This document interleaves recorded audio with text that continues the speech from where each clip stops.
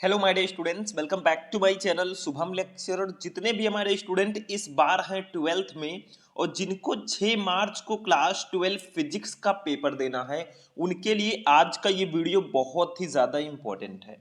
क्योंकि आज के इस वीडियो में मैं आपके लिए लेकर आया हूँ क्लास 12 फिजिक्स के टॉप 5 यानी कि 5 ऐसे मोस्ट इंपॉर्टेंट क्वेश्चन आंसर को जो आपके बोर्ड एग्जाम में लगभग हर साल पूछे जाते हैं। देखो स्टूडेंट, मैंने एक सीरीज चला रखी अपने चैनल पे फिजिक्स के और केमिस्ट्री के मोस्ट इंपॉर्टेंट क्वेश्चन आंसर का। तो ये हमारा फिजिक्स का पार्ट 3 है। इससे पहले मैंने 2 और वीडियो प्रोवाइड कराए हैं। तो आज हम 5 ऐसे क्वेश्चन को देखेंगे जो इतने ज्यादा इंपॉर्टेंट हैं कि मैं बता नहीं सकता। आप लोग खुद ही देख सकते हो ये क्वेश्चन कितनी बार आपके बोर्ड एग्जाम में आ चुका है। तो 6 मार्च को अगर आप भी फिजिक्स का पेपर देने जा रहे हो तो इस वीडियो को जरूर देख लेना। बहुत ज्यादा लंबा वीडियो नहीं होगा, लेकिन बहुत इंपॉर्टेंट वीडियो होगा। इसमें आपके 1 नंबर, 2 नंबर और 5 नंबर तीनों प्रकार के क्वेश्चन रहेंगे। जैसे देखो, फर्स्ट क्वेश्चन है लॉरेंज बल क्या है। 2 बार आपके एग्जाम में आ चुका है, तो ये क्वेश्चन बहुत इंपॉर्टेंट हो जाता है, 1 नंबर में अक्सर पूछा जाता है। दूसरा है एम्पियर का परिपथीय नियम लिखिए। ये बहुत ही ज्यादा इंपॉर्टेंट क्वेश्चन है, तो ये 1 नंबर और 2 नंबर दोनों में पूछा जाता है। तीसरा है दो सीधे समांतर अनंत लंबाई के धारावाही चालकों के प्रति एकांक लंबाई पर लगने वाले बल का व्यंजक लिखिए। आपको सिर्फ फॉर्मूला लिखना है, ये भी 1 नंबर में अक्सर पूछा जाता है। अब ये वाला जो क्वेश्चन है भैया, ये 2 नंबर या 3 नंबर में आता है। देखो, दो लंबे सीधे तार जिनमें प्रत्येक में 5 एम्पीयर धारा प्रवाहित हो रही है, एक दूसरे के समांतर 2.5 सेंटीमीटर की दूरी पर स्थित है। तारों की 10 सेंटीमीटर लंबाई पर लगने वाला बल ज्ञात कीजिए। ये लघु उत्तरीय प्रश्नों में डायरेक्टली आता है। और जो हमारा लास्ट क्वेश्चन होगा भैया, बायो-सेवर्ट नियम का उल्लेख कीजिए। ये डायरेक्ट 5 नंबर में पूछा जाता है विस्तृत उत्तरीय प्रश्नों में। तो आज हम इन 5 जो मोस्ट इंपॉर्टेंट क्वेश्चन आंसर हैं, इनका हम आज खात्मा करेंगे। हमारे गतिमान आवेश एवं चुंबकत्व चैप्टर के ये क्वेश्चन हैं। तो बस ये 5 क्वेश्चन पढ़ के जाना भैया, हर साल बोर्ड में आते हैं। इन 5 प्रश्नों को पढ़ लो, इससे बाहर कुछ नहीं आएगा इस चैप्टर में। ठीक है, तो चलिए स्टार्ट करते हैं। आप लोग इस वीडियो को लाइक करना, चैनल पर नए चैनल को भी सब्सक्राइब कर लेना। देखो, सबसे पहले हम फर्स्ट क्वेश्चन को ही पढ़ेंगे, क्योंकि फर्स्ट इज फर्स्ट। ठीक है, देखो क्वेश्चन क्या है, ध्यान से समझो। क्वेश्चन है कि लॉरेंज बल क्या है, व्हाट इज लॉरेंज फोर्स। ठीक है, 2018 और 2020 में डायरेक्टली पूछा गया था, तो 25 में भी आने के चांसेस बहुत ज्यादा हैं।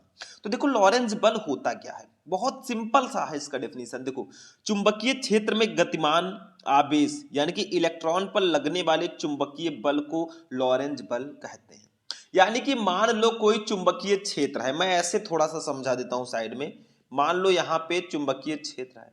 ठीक है, अब इस चुंबकीय क्षेत्र में कोई इलेक्ट्रॉन स्थित है, कोई आवेश स्थित है। तो इस आवेश पर जो बल कार्य करेगा ना, उसको हम लॉरेंज बल कहेंगे। जैसे वैद्युत क्षेत्र में कोई बल कार्य करता है तो उसको वैद्युत बल कहते हैं। तो यहाँ पे चुंबकीय क्षेत्र में गतिमान आवेश या इलेक्ट्रॉन पर लगने वाले चुंबकीय बल को लॉरेंज बल कहते हैं। या आप इसका एक और डेफिनेशन कह सकते हैं कि जब कोई इलेक्ट्रॉन या कोई आवेश किसी चुंबकीय क्षेत्र में गति करता है, तो इस पर एक बल कार्य करता है जिसको हम लॉरेंज बल कहते हैं। समझ में आया? बस यही चीज कहा जा रहा है कि चुंबकीय क्षेत्र में जो गतिमान आवेश है, उस पर लगने वाले चुंबकीय बल को लॉरेंज बल कहते हैं। मतलब चुंबकीय क्षेत्र में कोई आवेश अगर गति कर रहा है तो उस पर एक बल कार्य करेगा जिसको हम लॉरेंज बल कहते हैं। बहुत सिंपल सा है। अब मान लो यदि क्यों आवेश, मान लो आवेश जो है, जो गति कर रहा है, वो क्यों आवेश है, वी वेग से। जैसे कोई आवेश है तो किसी ना किसी वेग से वो गति करेगा, तो वी वेग से चुंबकीय क्षेत्र बी, मान लो ये जो चुंबकीय क्षेत्र है ये बी है, इसकी दिशा से थीटा कोण पर गति करे तो उस पर कार्य करने वाला लॉरेंज बल। मान लो चुंबकीय क्षेत्र बी है, उसमें जो आवेश है क्यू है, वो वी वेग से गति कर रहा है और थीटा कोण बनाकर गति कर रहा है, तो उस पर लगने वाला लॉरेंज बल क्या होगा। जैसे लोग जब शादियों में जाते हैं तो जो डीजे पे डांस करते हैं, तो कुछ लोग सीधा सीधा डांस करते हैं, कुछ लोग नागिन डांस थोड़ा टेढ़ा मेढ़ा, ठीक है, कुछ लोग लोट पोट के डांस करते हैं। तो अलग अलग एंगल होता है, वैसे इनका भी है। तो देखो, हम लॉरेंज बल को एफ से डिनोट करते हैं, और अगर देखा जाए तो एफ इक्वल टू क्या होगा, यदि आवेश क्यू हो, ये वी वेग से गति कर रहा हो किसमें, चुंबकीय क्षेत्र बी में, तो इसका जो फॉर्मूला होगा F equal to Q V V sine theta होगा, और यही हो जाएगा लॉरेंज बल का फॉर्मूला। एक नंबर में मैं पहले ही बता चुका हूं कि ये एक नंबर में क्वेश्चन अक्सर आता है, ठीक है।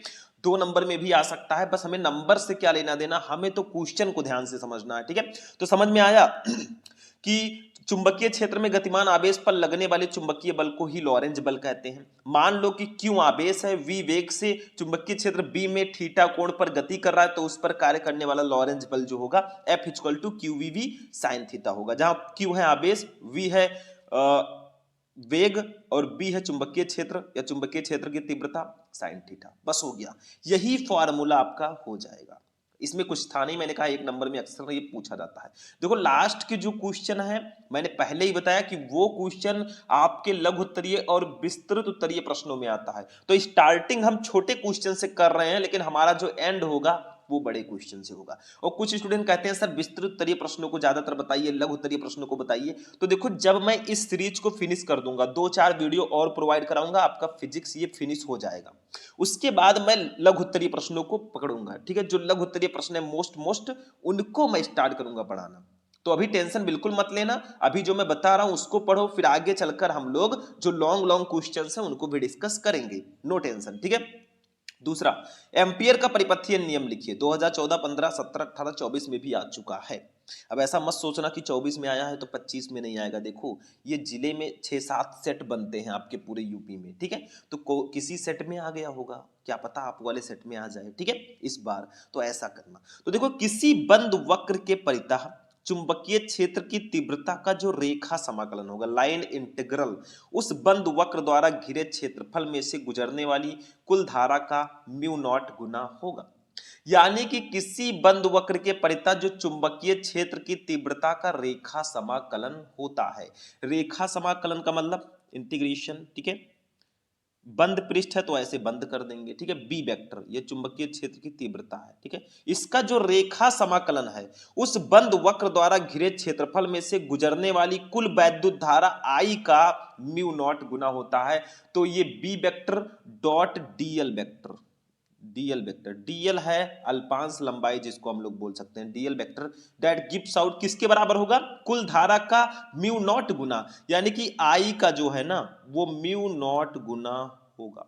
और यही हमारा होगा एम्पियर के परिपथीय नियम का फॉर्मूला, यानी कि close integration B vector dot DL vector, यानी कि चुंबकीय क्षेत्र की तीव्रता का जो रेखा समाकलन है वो उस बंद वक्र द्वारा घिरे क्षेत्रफल में से गुजरने वाली कुल धारा आई का म्यू नॉट गुना होगा।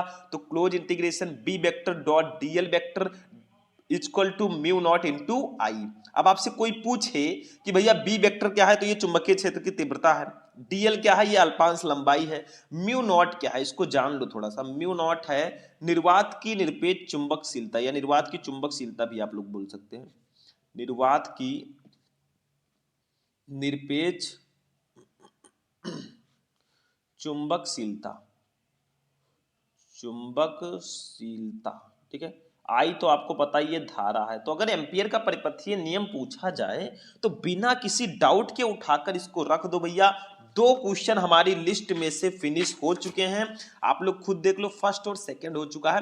अब हम लोग अपने थर्ड क्वेश्चन पर चलेंगे। देखो अभी मैं 2-3 क्वेश्चन जो स्टार्टिंग के हैं थोड़े से छोटे हैं, लेकिन जो 4th क्वेश्चन है और 5 क्वेश्चन है ये क्वेश्चन समझना बहुत जरूरी है, क्योंकि 2 नंबर और 5 नंबर या 3 नंबर में ये पूछा जाता है, ठीक है। तो चलो इसको मैं हटाता हूं और अपने लिस्ट के जो थर्ड क्वेश्चन भैया हैं इन पर चलते हैं, ठीक है।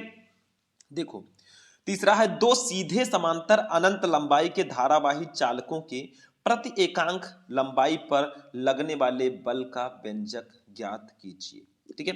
तो इसका फॉर्मूला जो है, व्यंजक लिखिए, तो इसका फॉर्मूला आपको लिखना है F upon L equal to, इसका फॉर्मूला होता है mu not upon 4 pi into 2I1 into I2 upon R, ठीक है। ये होता है न्यूटन प्रति मीटर, इसका मात्रक होगा, क्योंकि बल है एफ बल है तो न्यूटन और एल है लंबाई तो इसका मीटर हो जाएगा, ठीक है। तो न्यूटन प्रति मीटर, और यही फॉर्मूला हो जाएगा हमारा 2 सीधे समांतर अनंत लंबाई के धारावाही चालकों के प्रति एकांक लंबाई पर लगने वाला बल, ठीक है, क्योंकि आपको बताया ही गया है भैया कि दो समांतर सीधा ये ऐसा कुछ तार है, ठीक है, इसमें जो है धारा बह रही है, एक में I1 धारा बह रही है, एक में I2 धारा बह रही है, इनके बीच का डिस्टेंस जो है भैया वो R मीटर है, ठीक है, तो R मीटर हमने कर दिया है। अब देखो क्या है, ध्यान से समझो फॉर्मूला क्या कह रहा है। जैसे दो सीधे समांतर धारावाही चालक है, एक में I1 एक में I2 धारा बह रही है, इसके बीच की दूरी R मीटर है। अब F अपान L क्या है? F अपान L है तार के प्रति एकांक लंबाई पर लगने वाला बल, F upon L। Mu naught तो पता ही है निर्वात की चुंबकशीलता। I1 क्या है? ये पहले चालक की धारा है, I2 है दूसरे चालक तार की धारा, मतलब दो सीधे समांतर अनंत लंबाई के धारावाही चालक हैं, तो पहले चालक में बहने वाली धारा I1 है, दूसरे चालक में बहने वाली धारा I2 है, और R जो है ये दोनों चालकों के बीच की दूरी है। तो आप लोग लिख देना ऐसे साइड में, ठीक है। F क्या है? F अपान L है चालक के प्रति एकांक लंबाई पर लगने वाला बल। I1 I2 पता ही है। R क्या है? I1 है पहले चालक तार में बहने वाली धारा, I2 है दूसरे चालक तार में बहने वाली धारा, I है दोनों चालकों के बीच की दूरी, दोनों चालकों के बीच की दूरी, ठीक है, ये R है। तो इसमें कुछ था नहीं, मतलब एक सिंपल सा हमारा क्वेश्चन था और सिंपल सा ही हमने आंसर दिया है, तो इसमें कोई प्रॉब्लम होना ही नहीं चाहिए क्योंकि इजी था, ठीक है, इजी था तो इजी था, ठीक है। चलो आगे बढ़ते हैं मेरे भाई। अब फोर्थ नंबर क्वेश्चन को देखते हैं। ये क्वेश्चन जो हमारा है ट्रेंडिंग वाला क्वेश्चन है, मैंने बताया कि कई बार आपके एग्जाम में आ चुका है, लिस्ट में हमारे 4 नंबर पर इसको लिस्टेड किया गया है, ठीक है। तो इसको अब हम समझते हैं, उसके बाद में अपने 5 जो सबसे इंपॉर्टेंट आज का जो हमारा ये होगा क्वेश्चन, ये इसको देखेंगे, ठीक है। तो क्वेश्चन नंबर 4 को हम थोड़ा सा देख लेते हैं, इसको जानना बेहद ज्यादा जरूरी है।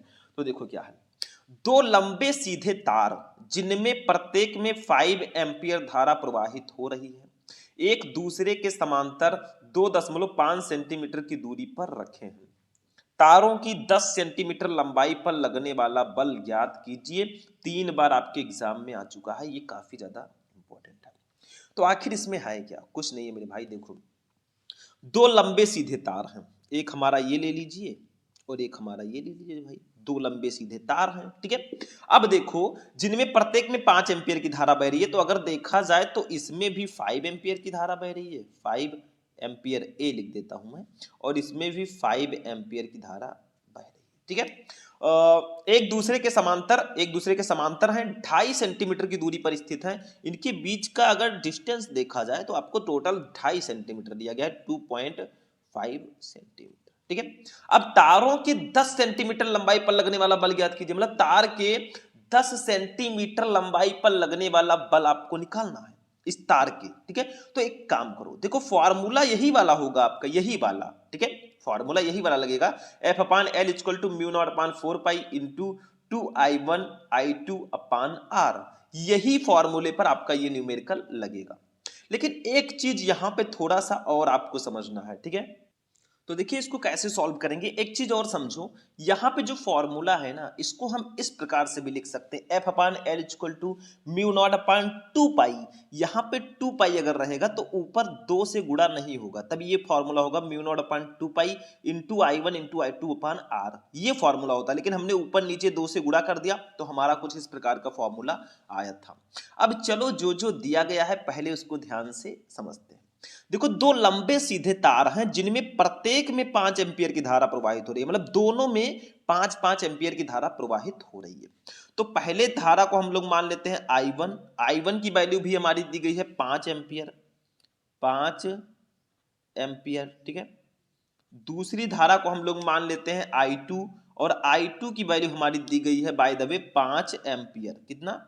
5 एम्पियर, ठीक है, ये हमारी धारा दी गई है। एक दूसरे के समांतर 2.5 सेंटीमीटर की दूरी पर स्थित है। देखो एक दूसरे के समांतर 2.5 सेंटीमीटर की दूरी पर स्थित हैं, यानी कि हमें यहाँ पे किसकी वैल्यू दी गई है? आर की वैल्यू दी गई है। आर की वैल्यू है 2.5 सेंटीमीटर। अब बेटा अगर आपको सेंटीमीटर को मीटर में बदलना है तो ये चीज मैं आपको पहले भी बता चुका हूं, कोई नई बात नहीं है, ठीक है, मैं एक पेज में आपको समझा देता हूं। देखो, अगर सेंटीमीटर को मीटर में बदलना है, क्योंकि 100 सेंटीमीटर इक्वल टू 1 मीटर होता है, आप सभी को पता है 100 सेंटीमीटर इक्वल टू 1 मीटर। अब आपको दिया गया है 2.5 सेंटीमीटर, तो अगर 2.5 सेंटीमीटर को मीटर में बदलना है ना, तो आपको इसको 100 से भाग देना पड़ेगा। तो ये आपका हो जाएगा 2.5 अपन 100 को लिख सकते हैं 10 की पावर 2 इक्वल टू 2.5, 10 की पावर 2 को ऊपर लाएंगे प्लस में है तो ऊपर आएगा माइनस में हो जाएगा मीटर। तो हम 2.5 सेंटीमीटर को लिख सकते हैं 2.5 गुणे 10 की पावर -2 मीटर। ठीक है, तो यहां पे लिख देंगे R इक्वल टू, इसको लिख देंगे 2.5 गुणे 10 की पावर -2। अब ये मीटर में हो जाएगा। ठीक है, ऐसे सेम प्रोसेस देखो, तारों की 10 सेंटीमीटर लंबाई पर लगने वाला बल ज्ञात कीजिए, यानी कि आपको लंबाई दी गई है L, ये दिया गया है 10 सेंटीमीटर, 10 सेंटीमीटर। अब इसको भी जब आप मीटर में बदलोगे तो सोचो, थोड़ा सा दिमाग लगाओ। क्या दिमाग लगाना है वो भी मैं यहीं पे बता देता हूं, समझना जरूरी है। देखो, आपको 10 सेंटीमीटर दिया गया, 10 को अगर मीटर में बदलना है तो 10/100 कर दो। ठीक है, अब क्या करेंगे, इसको कट कर दो। चलो, ये आ गया 1/10। अब 10 की पावर 1 होता है, ये ऊपर आएगा 10 की पावर -1 मीटर, ये हो जाएगा। तो 10 सेंटीमीटर को हम लिख सकते हैं 10 की पावर -1 मीटर, -1 मीटर। ठीक है, ये हमारा हो गया स्टूडेंट लंबाई। ठीक है, हमें निकालना है तारों की 10 सेंटीमीटर लंबाई पर लगने वाला बल, हमें F निकालना है। F ही तो निकालना है, देखो सीधा सीधा दिया है। तो हमें सारी वैल्यूज पता चल चुकी हैं। अब हम फॉर्मूला कौन सा लगाएंगे, ये वाला फॉर्मूला, F/L इक्वल टू होगा μ0/4 पाई, μ0/4 पाई इंटू 2I1 इंटू I2/R। ठीक है, ये फॉर्मूला आपका हो जाएगा जो मैंने आपको बताया था अभी थर्ड वाले क्वेश्चन में। ठीक है, इसी फॉर्मूले पर हम रख देंगे। देखो ऊपर थर्ड वाला क्वेश्चन, ये रहा थर्ड वाला क्वेश्चन, यही फॉर्मूला मैं यहां पे रखता हूं और जो जो वैल्यूज दी गई हैं उसको पुट करते हैं। अभी देखो मेरा आंसर कितनी अच्छे से आएगा। देखो F/L की वैल्यू हमें दी गई है, L की वैल्यू है 10 की पावर -1, तो इसको लिख देंगे 10 की पावर -1 इक्वल टू μ0/4 पाई की जो वैल्यू होती है वो 10 के पावर -7 होती है। देखो μ0/2 पाई अगर होता तो उसकी वैल्यू होती 2 गुणे 10 की पावर -7, लेकिन अगर μ0/4 पाई है तो इसकी वैल्यू होगी 10 के पावर -7 इंटू 2 लिख देंगे, इंटू I1 की वैल्यू और I2 दोनों की वैल्यू 5 दी गई है तो 5 इंटू 5 कर देंगे। ठीक है, अपान नीचे R दिया गया है, R की वैल्यू तो आपको दी ही गई है, ये देखो 2.5 गुणे 10 की पावर -2 मीटर, तो 2.5 गुणे 10 की पावर -2। अब एक बात बताओ मेरे भाई, ये 5 है, ये 2.5 है, तो 2.5 1 जा 2.5, 2.5 2 जा 5, ये 2 आ जाएगा। ठीक है, अब इसको समझते हैं, थोड़ा सा ध्यान से समझो। F इक्वल टू हमारा हो जाएगा, देखो ये 2 है, ये 2 इस 2 को आगे ले आते हैं, 2 को आगे ले आए, गुणे 10 की पावर -7 है, गुणे 10, 2 का 5 से गुणा करेंगे तो ये भी 10 हो जाएगा, गुणे ये 10 की पावर -1 को अब ऊपर ले आएंगे, इधर चला जाएगा ऊपर, तो 10 की पावर -1 ही रहेगा, इंटू ये 10 के पावर -2 है, इसको ऊपर ले जाएंगे तो भैया नीचे से ऊपर, यहाँ पे इधर तो आपका गुणा हुआ है कि कैंची गुणा, इधर ले जाएंगे तो ये प्लस में हो जाएगा, 10 के पावर 2 हो जाएगा। इतना समझ में आ गया आप लोगों को, आना चाहिए। अब हम लोग क्या करेंगे, ध्यान से समझो, बहुत इंपॉर्टेंट है। F इक्वल टू हमारा हो जाएगा, देखो 2 इंटू, देखो 10 की पावर -7 है, ये -1 है, तो माइनस माइनस प्लस 7 और एक जुड़ जाएगा, 10 की पावर -8 हो जाएगा, इंटू ये 10 की पावर 1 है, ये 2 है, तो 2 1 जुड़ जाएगा तो 10 की पावर 3 हो जाएगा। समझ में आया, मैंने माइनस माइनस वाले को जोड़ दिया, प्लस प्लस वाले को जोड़ दिया।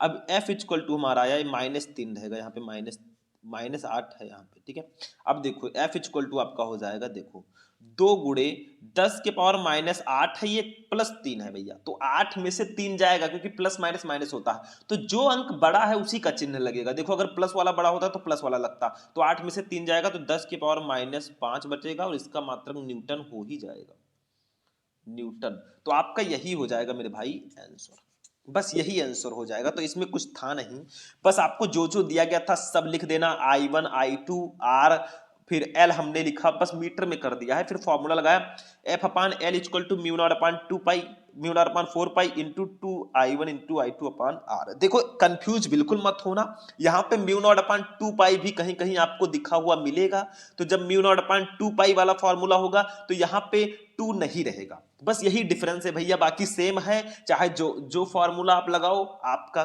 काम हो जाएगा। अगर म्यू नॉट अपान 2 पाई लिखते हो तो यहाँ पे इसकी वैल्यू 2 गुणे 10 के पावर माइनस 7 होगी, मतलब यही दो जो है ना यहाँ पे एडजस्ट हो जाएगा, काम खत्म।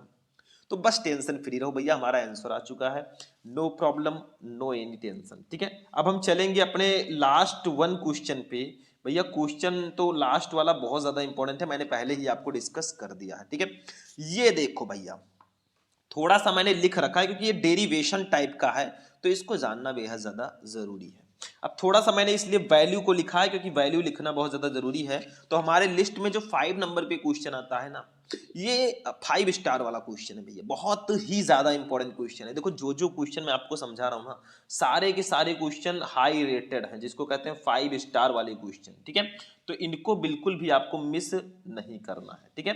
तो चलो हम लोग देखते हैं एक एक क्वेश्चन को ध्यान से, ठीक। इस क्वेश्चन को 5 नंबर वाले को, तो इनका नाम है बेटा बायो-सेवर्ट का नियम, ठीक है। बायो-सेवर्ट का नियम, इन्होंने बायो-सेवर्ट के नियम का उल्लेख कीजिए। तो पहले समझते हैं आखिर ये किसने दिया। तो बायो-सेवर्ट नियम, जब किसी चालक तार में, देखो ये नियम नहीं है, ये कुछ डिस्कशन किया जा रहा है, मेन नियम हमारा यहां से स्टार्ट होगा, ठीक है। आप यही वाला लिखिएगा, ये लिखने की कोई खास जरूरत नहीं है, मैं बता देता हूं। देखो, जब किसी चालक तार में धारा प्रवाहित की जाती है तो उसके चारों ओर चुंबकीय क्षेत्र उत्पन्न हो जाता है। मतलब कोई चालक तार आप लिए हैं, उसमें धारा प्रवाहित कर रहे हैं ना, तो उसके चारों ओर मैग्नेटिक फील्ड यानी कि चुंबकीय क्षेत्र उत्पन्न हो जाएगा।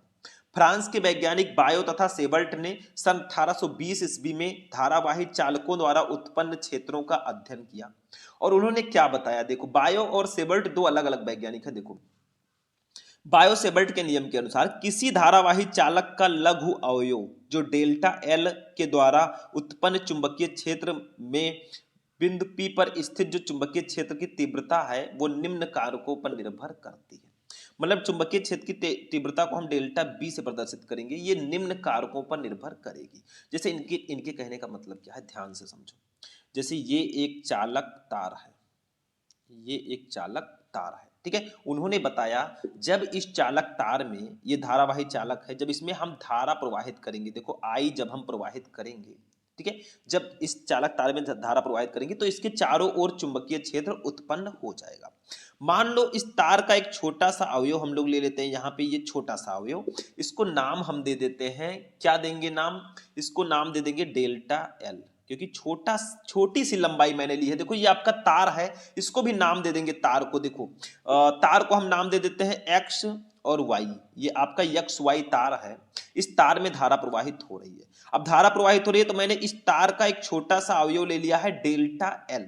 अब चूंकि तार में जब धारा प्रवाहित होगी तो इसके चारों ओर चुंबकीय क्षेत्र उत्पन्न होगा। तो मान लो इस तार से आर मीटर की दूरी पर, आर मीटर की दूरी पर यहां पे एक बिंदु P है। इस बिंदु P पे क्या है, इस चालक तार के कारण इस बिंदु P पर चुंबकीय क्षेत्र की तीव्रता उत्पन्न हुई है, ठीक है, चुंबकीय क्षेत्र की तीव्रता उत्पन्न हुई है। इनके बीच की जो दूरी है मैंने बताया आर मीटर की दूरी पर उत्पन्न हुई है, तो यहाँ पे आर लिख देंगे ऐसे, ठीक है, आर मीटर की दूरी पर उत्पन्न हुई है, ठीक है। तो यहाँ पे कहा गया है कि जब किसी चालक तार में धारा प्रवाहित की जाती है तो उसके चारों ओर चुंबकीय क्षेत्र की तीव्रता उत्पन्न हो जाती है। इस चालक तार का मैंने एक छोटा सा अवयव ले लिया है डेल्टा एल, और एक चीज और याद रखना, यहाँ पे डेल्टा एल और बिंदु P, ठीक है, डेल्टा एल और बिंदु P के बीच जो है ना एक कोण बनेगा, थीटा कोण। कौन सा कोण, थीटा कोण, ठीक है। तो यहां पे कहा जा रहा है कि किसी धारावाही चालक का लघु अवयव डेल्टा एल, देखो इसका लघु अवयव जो डेल्टा एल है, इसके द्वारा उत्पन्न चुंबकीय क्षेत्र में बिंदु P पर स्थित, देखो इस डेल्टा एल के कारण बिंदु P पर स्थित जो चुंबकीय क्षेत्र की तीव्रता डेल्टा B है वो निम्न कारकों पर निर्भर करेगी। जैसे डेल्टा B जो है इस चालक तार में जो प्रवाहित धारा है उसके समानुपाती होगी, ठीक है, और इस अवयव की लंबाई डेल्टा एल के भी समानुपाती होगी। उसके बाद में डेल्टा बी जो है अवयव की लंबाई डेल्टा एल तथा बिंदु P के बीच बने कोण थीटा की ज्या के अनुक्रमानुपाती होगी, ठीक है। ठीक है। फिर डेल्टा बी चालक से बिंदु पी के जो बीच की दूरी आर है, इसके वर्ग के व्युत्क्रमानुपाती होगी। सबको मतलब ये आपका जो डेल्टा एल है, ये डेल्टा एल के कारण जो उत्पन्न चुंबकीय क्षेत्र डेल्टा बी है, ये किन किन चीजों पर निर्भर करता है, वही बायो-सेवर्ट के नियम में बताया गया है। अभी फॉर्मूला भी निकलेगा, सब कुछ होगा, थोड़ा सा टाइम लग सकता है कि ये पांच नंबर में पूछा जाता है। तो ये समझ में आया कि जब किसी चालक तार में धारा प्रवाहित की जाती है तो उसके चारों ओर चुंबकीय क्षेत्र उत्पन्न हो जाता है। अब बायो-सेवर्ट के नियम के अनुसार किसी धारावाही चालक का लघु अवयव जो डेल्टा एल है, उसके द्वारा उत्पन्न चुंबकीय क्षेत्र में बिंदु पी पर स्थित चुंबकीय क्षेत्र की तीव्रता जो डेल्टा बी है, वो निम्न कारकों पर निर्भर करती है। अब एक एक कारक को हम लिखते हैं। सबसे पहला जो कारक है, ये किस पर निर्भर करेगी, तो लिखेंगे डेल्टा बी जो है, डेल्टा बी, ठीक है। चालक में प्रवाहित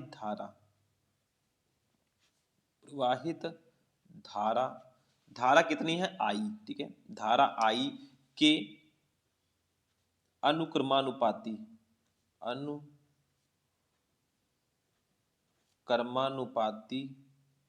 होता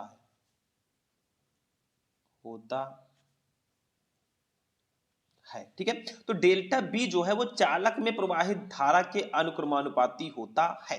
यानी कि आप लिख सकते हैं डेल्टा बी ये समानुपाती है किसके, आई के, ठीक है। ये आपका हो जाएगा समीकरण नंबर 1। मतलब ये जिन जिन चीजों पर निर्भर करती है ना, यहां पे जो जो चीजें दी गई हैं सब पर निर्भर करेगी। तो पहले हमने धारा जो बह रही है उसके समानुपाती ये होगा, ठीक है। दूसरी कंडीशन को मैं समझाता हूं आपको।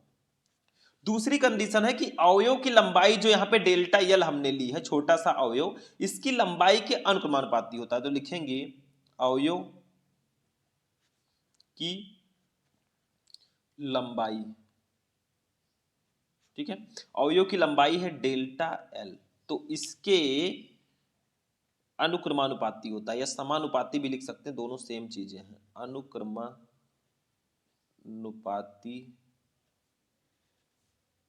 होता है, ठीक है।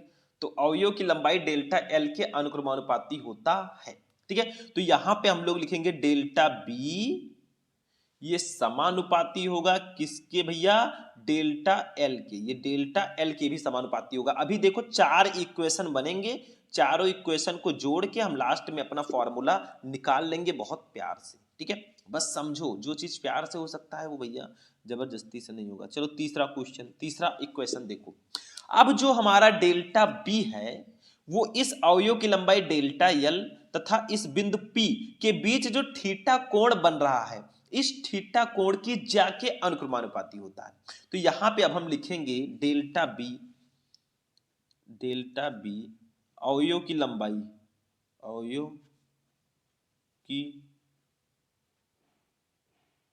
लंबाई, ठीक है, तथा बिंदु पी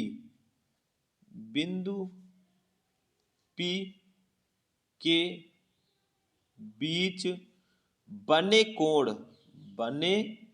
कोण। अब इसके बीच जो कोण बन रहा है ना भैया, वो थीटा बन रहा है। तो थीटा की ज्या के अनुक्रमानुपाती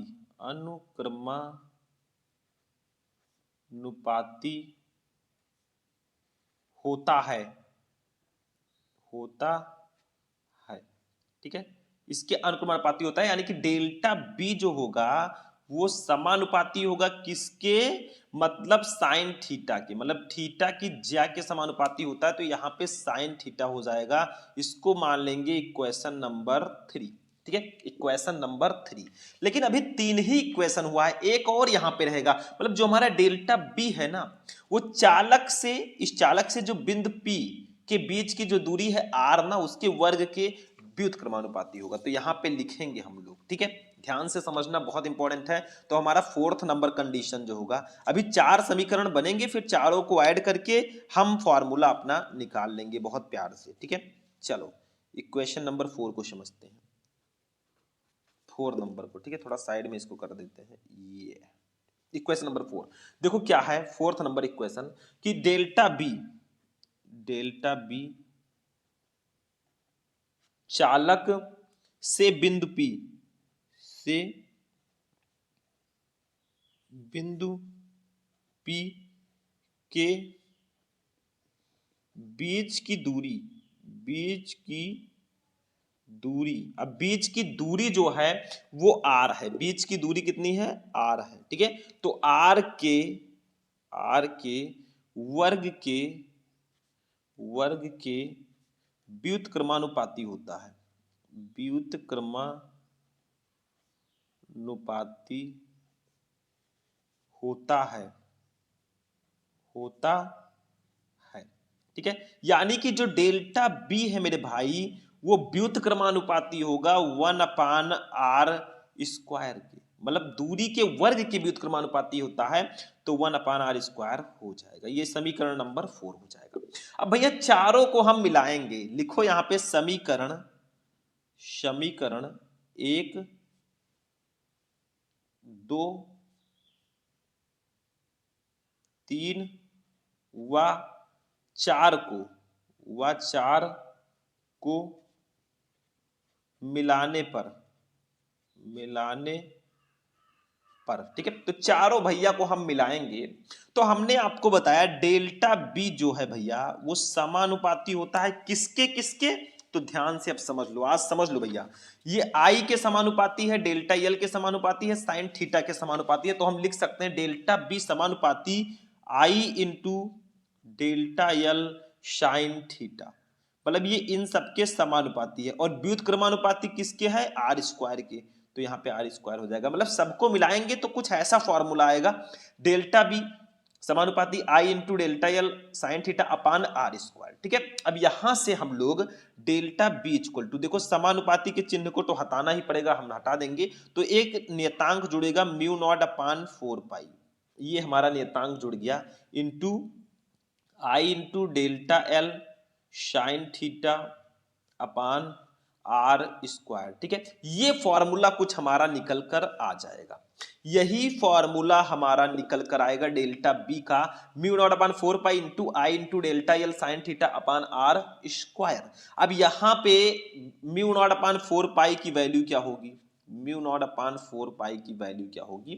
तो ये वैल्यू बहुत ध्यान से याद रखना। देखो ये एक नियतांक है, ऐसे लिख दो, ये कांस्टेंट है, नियतांक जिसको हम लोग बोलते हैं, और इसकी जो अप्रॉक्स वैल्यू मतलब एग्जैक्ट जो वैल्यू होगी वो होती है 10 के पावर -7 न्यूटन प्रति एम्पियर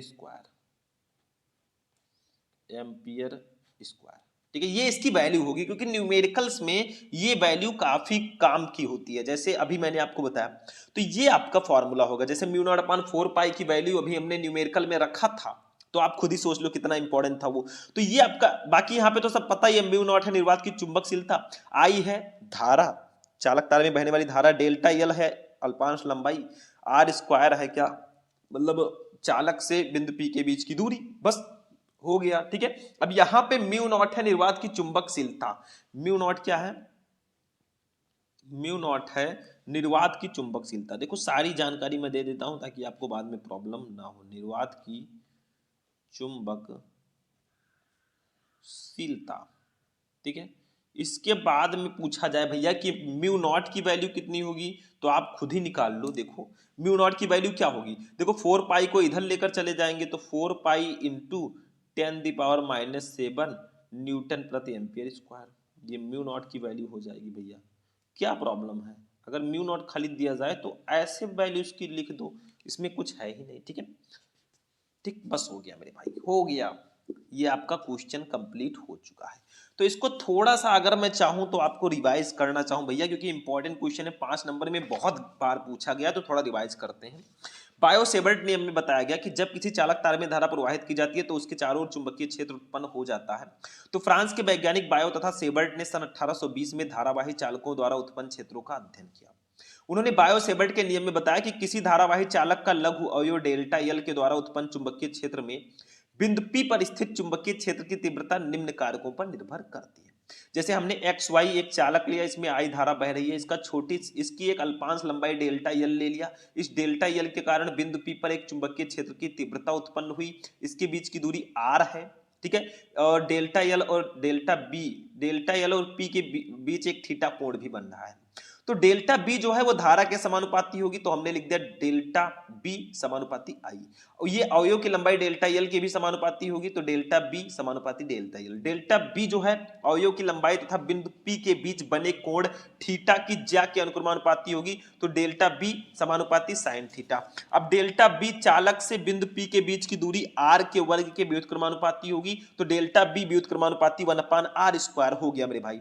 सबको मिला दिया हमने, हमारा फॉर्मूला आया delta B equal to mu naught upon 4 pi into I into delta L sine theta upon R square. बस हो गया, ये आपका क्वेश्चन कंप्लीट हो चुका है और आज का जो हमारा ये इंटरेस्टिंग क्लास है ये भी फिनिश हो चुका है। तो मैंने आज आपको बताया 6 मार्च क्लास 12 फिजिक्स के उन टॉप 5 मोस्ट इंपोर्टेंट क्वेश्चंस को जो आपके गतिमान आवेश एवं चुंबकत्व चैप्टर से पूछे ही जाते हैं। पांचों टॉप रेटेड हैं। अभी तो ट्रेलर है, पिक्चर अभी बाकी है। देखो मैं आपको विस्तृत उत्तरीय प्रश्न, लघु उत्तरीय प्रश्न सबको बताऊंगा, बस सपोर्ट बनाए रखें। तो आज का वीडियो कैसा लगा, वीडियो को लाइक कर देना, चैनल को सब्सक्राइब कर देना। मिलते हैं हम लोग फिर किसी नेक्स्ट वीडियो में नेक्स्ट टॉपिक के साथ। तब तक के लिए जय हिंद।